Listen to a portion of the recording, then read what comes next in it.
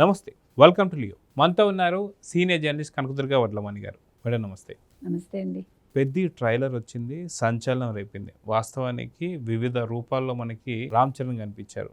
కుస్తీ పైల్వాన్ గాను, ఒక క్రికెటర్ గాను, ఒక రన్నర్ గాను, ఇలా చాలా మనకు వేరియేషన్స్ కనిపించాయి. అయితే ట్రైలర్ పైన చాలా రకాల ట్రోల్స్ కూడా వస్తున్నాయి. వాస్తవానికి ఇవి పెయిడ్ ట్రోల్స్ అనుకోవాలా, లేదంటే జెన్యూన్ ట్రోల్స్ అనుకోవాలా? ఎందుకంటే ఈ మధ్యకాలం చూస్తున్నాం, వాంటెడ్లీ సినిమా హీరో పైన వారిని అభిమానించిన వాళ్ళు ఎవరైతే ఉంటారో, లేదా వారి వ్యతిరేక వర్గం, ఇక్కడ కూడా రాజకీయాల్లాగా అటు ప్రతిపక్ష పార్టీ, అధికార పార్టీ లాగా రెండు వర్గాలు కూడా మనకు కనిపిస్తున్నాయి. అలాంటి వర్గాలు ఏమైనా సరే ట్రోల్ చేయిస్తున్నాయా, లేదా జెన్యూన్ ట్రోల్సా? వీటిని ఎలా చూడాలంటారు? మీరు జెన్యున్ అని చెప్పడం కష్టం. ఇప్పుడు ట్రోల్స్ చేసేవాళ్ళు కొద్దిమంది పోనే మనం తీసుకోవచ్చు, సర్లే ఒకళ్ళిద్దరే, ఎప్పుడు కూడా ఒక మంచి ఒక చెడు ఉంటుంది కాబట్టి.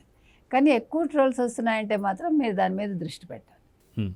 ఇప్పుడు నచ్చలేదు, ట్రైలర్ బాగలేదు, మీకు ఏది నచ్చలేదు? 4 క్యారెక్టర్స్ ఉన్నాయి. ఇప్పుడు ఈ 4 ఫేజులు నేను ఒక ఇంటర్వ్యూకి ముడిపెట్టారు. ఎవరో చేసిన ఇంటర్వ్యూకి ఒక జర్నలిస్టు ముడిపెట్టి దాన్ని దీంతో కంపేర్ చేయడం. అంటే పార్టీల పరంగా అతను మాట్లాడితే దాన్ని తీసుకొచ్చి ఈ క్యారెక్టర్స్కి ముడిపెట్టాడు. అది ఏ రకంగా సబబో నాకు అర్థం కాల. నెంబర్ 1. నెంబర్ 2, ఇప్పుడు మీకు ట్రైలర్ నచ్చలేదు, ఇట్స్ ఓకే, నచ్చకపోవచ్చు. ఇప్పుడు ట్రైలర్ బాగోలేదు కాబట్టి సినిమా బాగోలేదని ఎలా జడ్జి చేస్తారు మీరు? అది కుదరదు కదా. ఇప్పుడు 3 గంటల 9 నిమిషాలు ఒక సినిమా తీశాక అది అసలు ఎట్లా కుదురుతుంది? రెండోది, ఎప్పుడు కూడా ఒక సినిమా వస్తూ ఉంటే ముందు మీద పడిపోవడం, ఇది బాగాలేదు, నీకు తెలుసా బాగాలేదని, నువ్వు తీసావా, నువ్వు కష్టపడ్డావా, నువ్వు డబ్బులు పెట్టావా? ఎందుకంటే ఒక సినిమా మీద ఆధారపడి కొన్ని వేల కుటుంబాలు ఉంటాయి. నెంబర్ 1. నెంబర్ 2, ఎంతో ఎంతూజియాజంతో డైరెక్టర్ అనేవాడు తీస్తాడు, నిర్మాత అనేవాళ్ళు పెట్టుబడి పెడతారు, యాక్ట్ చేసేవాళ్ళు యాక్ట్ చేస్తారు. ఇంకొకటండి, సినిమాలకి కులం మతం తీసుకురావద్దు, ప్రాంతాలు తీసుకురావద్దు. ఫస్ట్ మీరు చేయాల్సిన పని అది.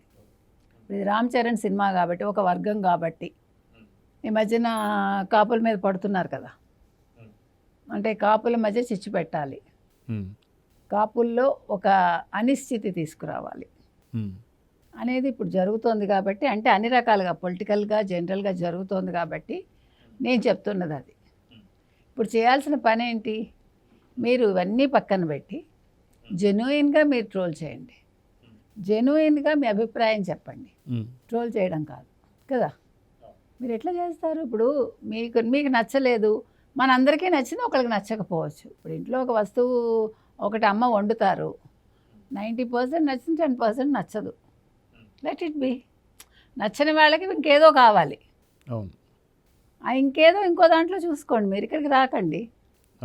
నేను అంటున్నది అది. కావాలని ట్రోల్ చేయాలనుకుంటే దానికి వేరే ప్లాట్ఫామ్స్ ఉంటాయి.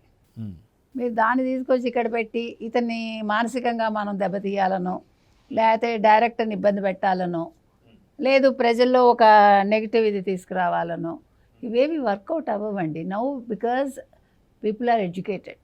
అయితే వాస్తవానికి మనం చూసుకుంటే గతంలో పవన్ కళ్యాణ్ గారు నటించినట్టు బ్రో సినిమా కావచ్చు, వీటిపైన కూడా అంబటి రాంబాబు లాంటి వాళ్ళు చాలామంది స్పందించారు.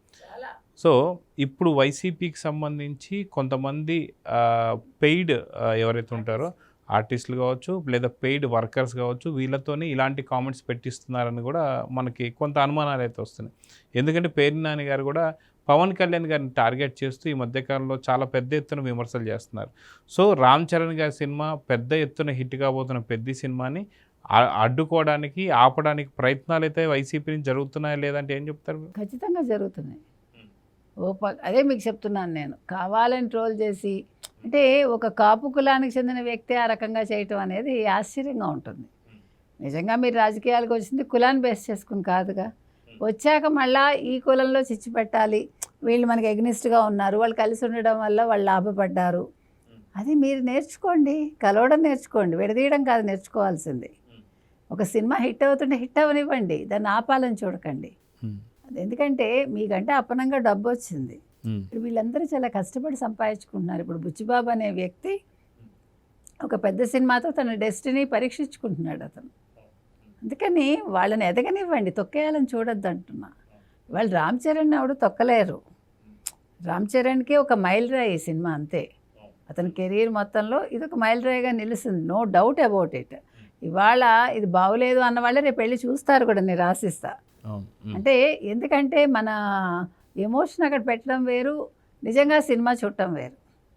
ఎవరిదైనా సరే, నేను ఒక రామ్ చరణ్ అనే అంటల్లా, రేపొద్దున జూనియర్ ఎన్టీఆర్ లేదు, ఒక చిన్న ఆర్టిస్ట్ కూడా కావచ్చు, ఏమో సినిమా బాగుండొచ్చు. అందుకని మీరు ఆర్టిస్ట్ కులంతో కాకుండా ఆర్టిస్ట్ని ఆర్టిస్ట్గా చూస్తే మీకు తప్పకుండా సినిమా నచ్చుతుంది, అతని నటన నచ్చుతుంది. కాబట్టి ముందు మన మనసులోంచి ఈ కుల మత భేదాలు తీసేసి మన ఆర్ట్ని ఆర్ట్గా చూద్దాం, సినిమాని సినిమాగా చూద్దాం. సో చూద్దాం మేడం, ఖచ్చితంగా వస్తున్నటువంటి ట్రోల్స్ అంతా కూడా అది నిజమా లేదంటే ఇప్పుడు వైసీపీ కుట్రాలని అయితే ఇంకా తేలాల్సి ఉంది. సో చూద్దాం ఏం జరగబోతుందో. నమస్తే.